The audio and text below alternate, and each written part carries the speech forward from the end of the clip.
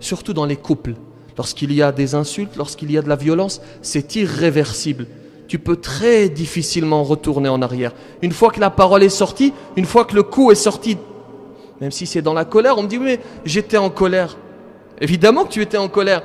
Vous avez déjà vu quelqu'un qui nage dans le bonheur dire une insulte ou frapper? Évidemment que c'est dans la colère. Mais il faut apprendre à se maîtriser. Regardez cet enfant qui se met très souvent en colère. Très colérique. Et le père cherche une solution. Et à un moment donné, il trouve, il réfléchit, puis il se dit, voilà peut-être la solution.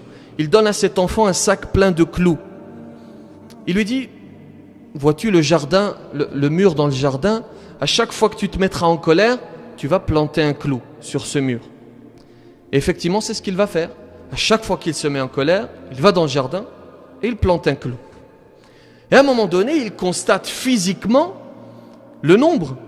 Il constate qu'il se met très souvent en colère. C'est très intelligent ce que le père a demandé à son fils. Il constate réellement qu'il est très colérique. Et avec cette prise de conscience, il entreprend une réforme. Il décide de diminuer ses colères petit à petit jusqu'à arriver à un point où il constate qu'il ne se met plus en colère. Et il va voir son père, très heureux, lui dit « Cher père, voilà, je suis guéri, je ne me mets plus en colère. » Le père est heureux. Et il lui dit alors, dans ce cas, va retirer tous les clous. Et effectivement, il repart dans le jardin et puis il retire les clous, un à un. Il se représente devant son père, plutôt son père le rejoint dans le jardin. Il lui dit, regarde, c'est très bien, tu as retiré les clous, mais observe ce mur. Il manque quelque chose. Le mur est criblé de trous, des orifices partout sur le mur. Il lui dit, voilà.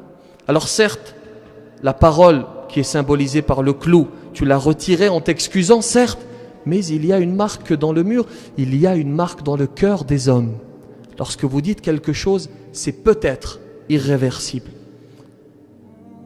Tu laisses une marque peut-être indélébile dans le cœur des hommes, surtout dans les couples. Il y a un proverbe arabe qui dit « Tu es le maître des paroles que tu n'as pas prononcées et tu deviens esclave des paroles que tu laisses échapper. » Qu'Allah subhanahu wa ta'ala nous accorde de maîtriser nos colères. Assalamu alaikum, alaikum, yeah. Assalamu